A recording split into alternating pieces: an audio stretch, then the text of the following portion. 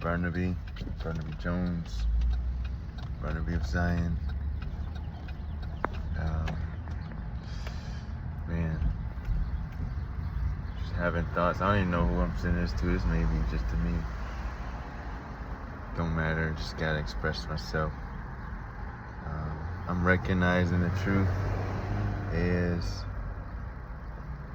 is always present to be embraced. You know? Like, the truth isn't far from us. But the truth is the truth is recognized by humility, you know?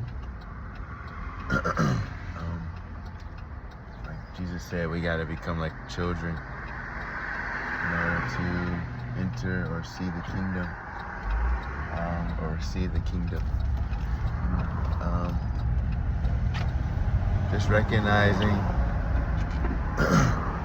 what can seem like a bad day, what can seem like a day of just entanglement with distractions and awarenesses of the world and its affairs.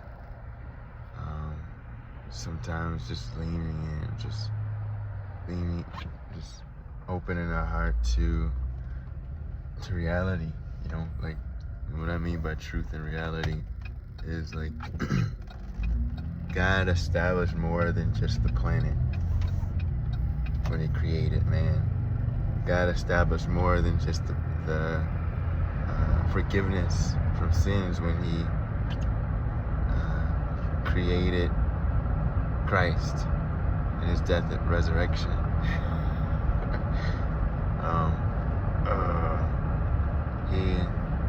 He established He established us in reality, and reality is Himself. We are in Him, you know.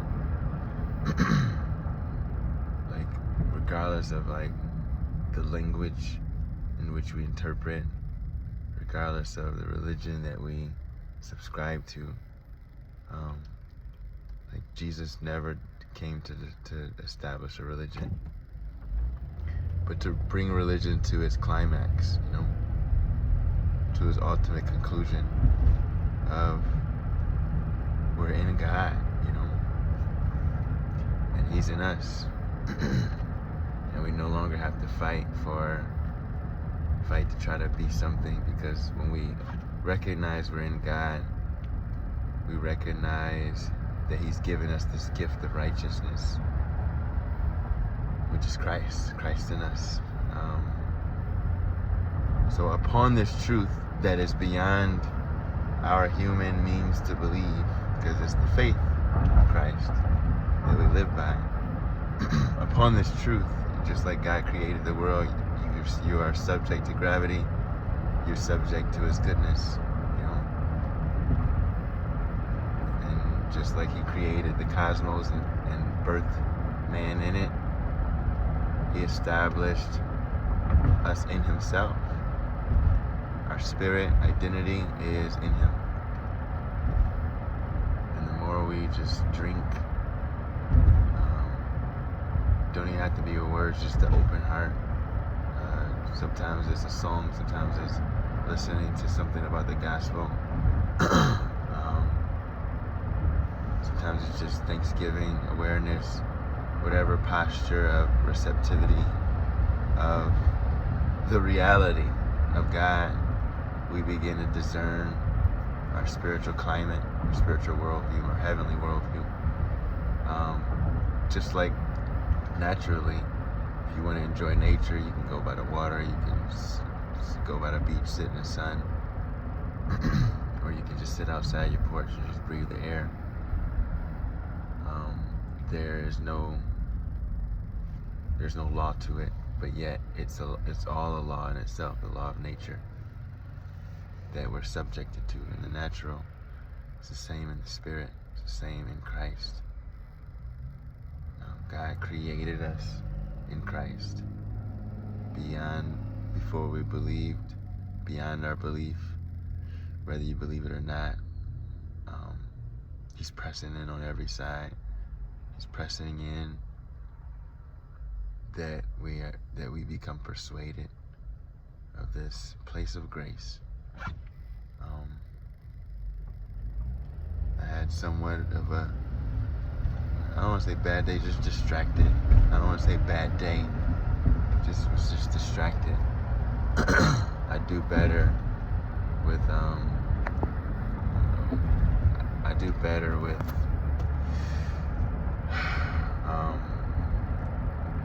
just continuously abiding in Him, in God. I do way better with that. If I just focus on like worldly matters, worldly affairs, I get really distracted. If I focus on knowledge and what people are saying and doing, I'm very distracted. But if I just focus on God, on just His faithfulness, I don't even know if it's just focusing. It's just like when He breaks in,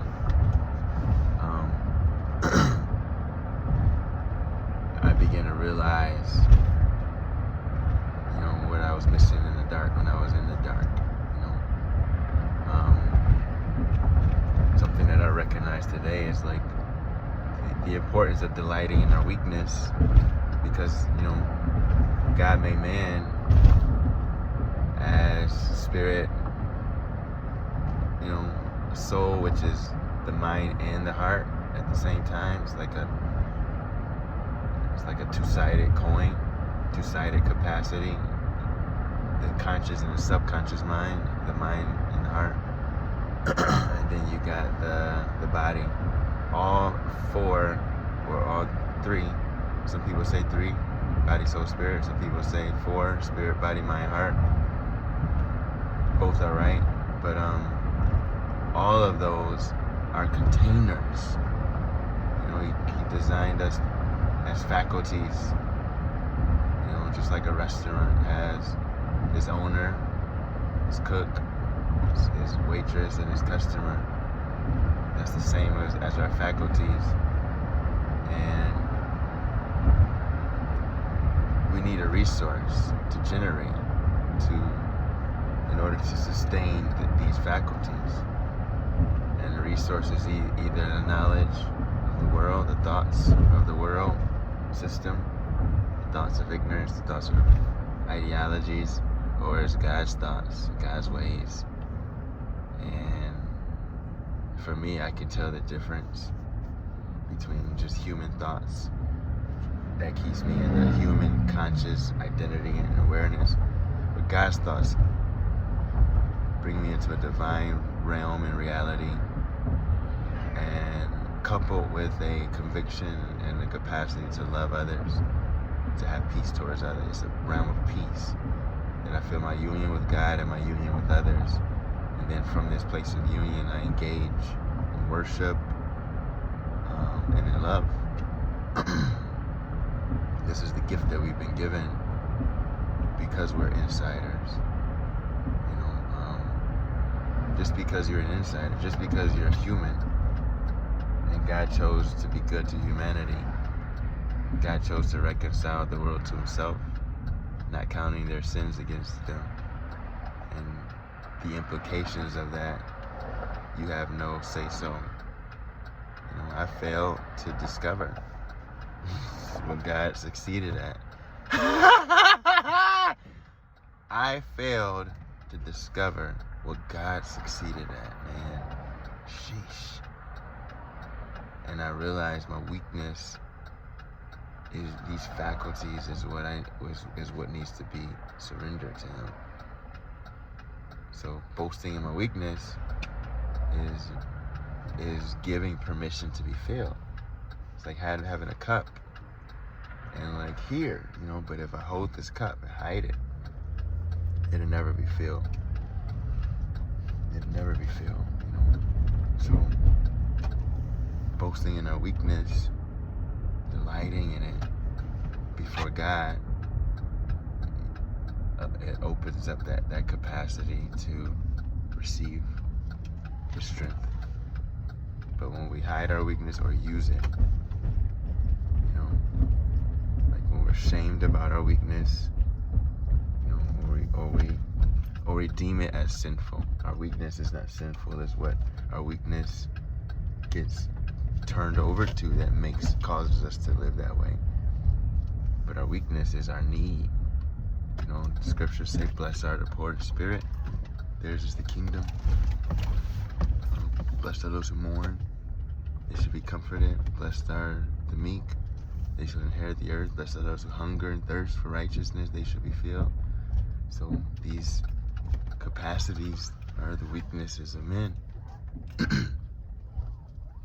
So they're not bad.